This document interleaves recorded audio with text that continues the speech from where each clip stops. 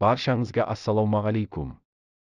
Назарбаев 1-2 миллиард теңгеге КТК телеарнасының акцияларын сатып алды. 2000-нан астам жай акция енді Нұрсұлтан Назарбаев қорына тиесілі.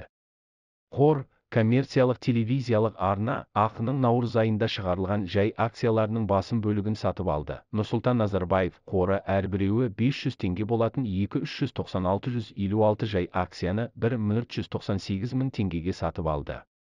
Енді қорға 7-5 мыңнан астам жай акция тиесілі. Қаржылық есеп 11 сәуірде пайда болды. Акцияларды сатылымға шығару туралы шешім 28 ақпанда акционерлер жиналысында қабылданды. Қосымша шығарылым 2-622-850 дана болды. Наурыз айының ортасында олар сатылымға шығарылды. Нәтижесінде Назарбаев қоры құнды қағаздардың 97-ін иеленді. Сонымен қазіргі таңда телеарна акциялары Three Media Advertising Agency және Нұрсұлтан Назарбаев қорына қарайды.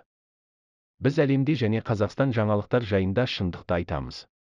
Лайк, коммент арқылы көмектесіңіз. Жазылуды ұмытпаңыз. Бұл арна үшін сіздерден ең үлкен көмек.